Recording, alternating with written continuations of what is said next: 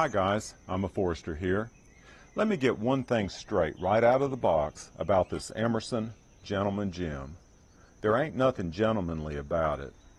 This is my very first Emerson knife, and it's the most specialized single-purpose knife that I own. I believe every single feature of this knife was designed into it to make it an efficient, tactical folding knife.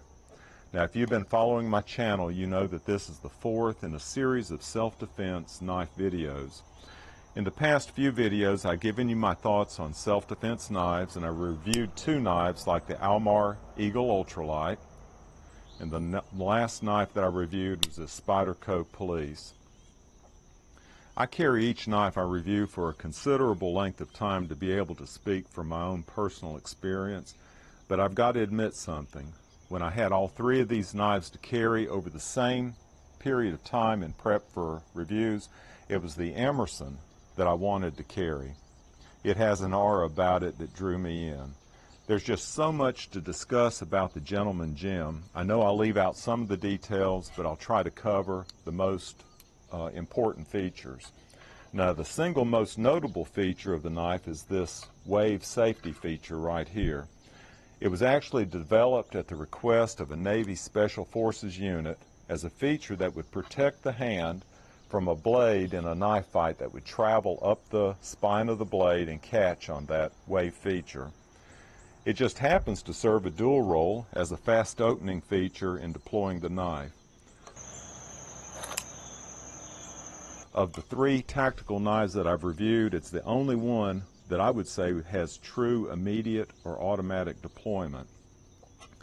You can also open it in non-emergency situations with this thumb disc right here, and that thumb disc is ambidextrous by its very nature.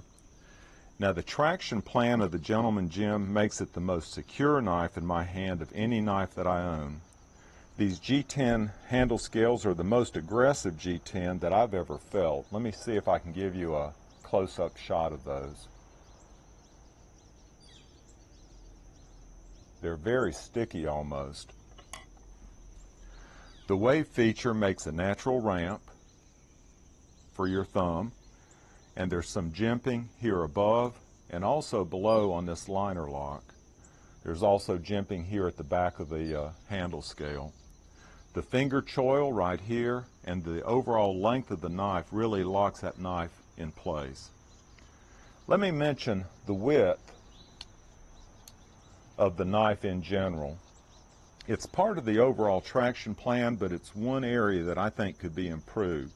It's noticeably wider than the other tactical knives that I reviewed, and it does make the Gentleman Jim more secure in my hand, but it feels bulky to me, and the G10 scales could be thinned a little bit to reduce the width without any loss of traction.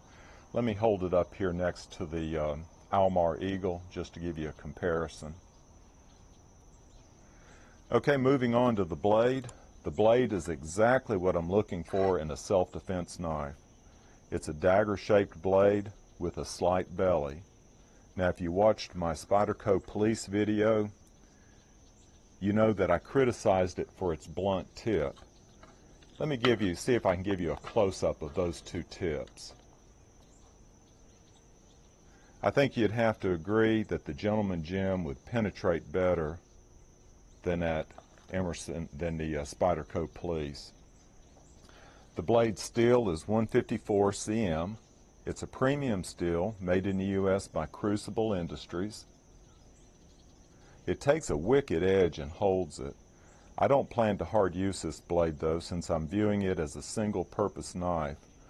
The primary grind is a V ground on both sides, but the cutting edge is only ground on this presentation side.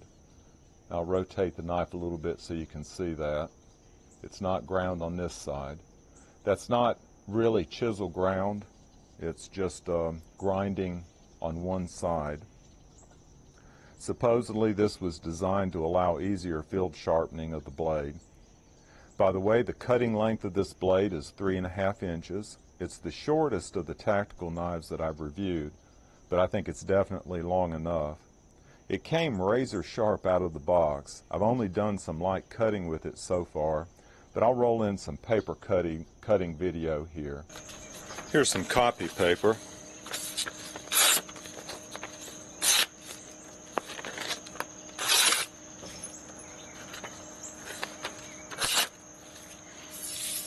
And let's test it on some Jihad article magazine paper.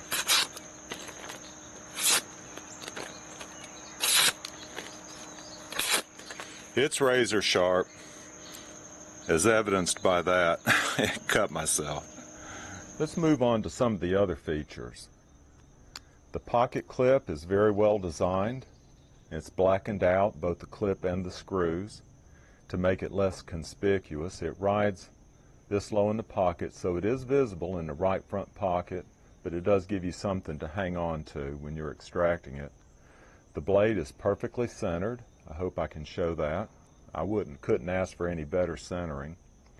The lockup of the titanium liner lock was very early when the knife first arrived, and it's worked its way over just a little bit now. As much as I like the Gentleman Jim, there are some downsides to carrying it. I've mentioned the width of the handle. I think it could be slimmed up a tad without hurting anything. The primary downside is that it's made to be carried in the right front pocket, and that's because of this wave feature. In fact, the clip can't even be moved from right hand tip-up carry.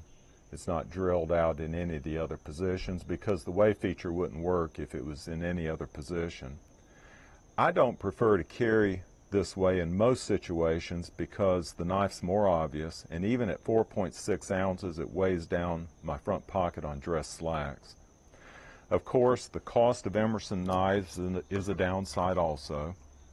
That's the main reason it took me so long to buy one. This is the most expensive of the 3 tactical knives that I've reviewed so far, but in its favor, it's the one knife that I'd prefer to carry out of those 3. A minor negative is a persistent squeak. Let me see if I can demonstrate it.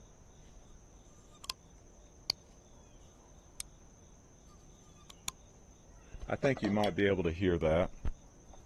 I've oiled it twice in preparation for this video, but it's something I can live with.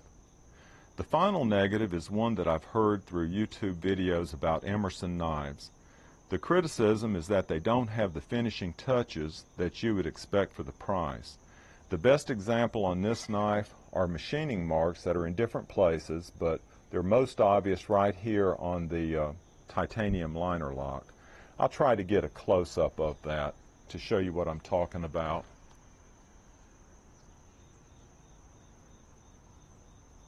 They almost look like edges of a dime. I think you can see them there. In my opinion, the rough edges are left purposefully in place as part of the design.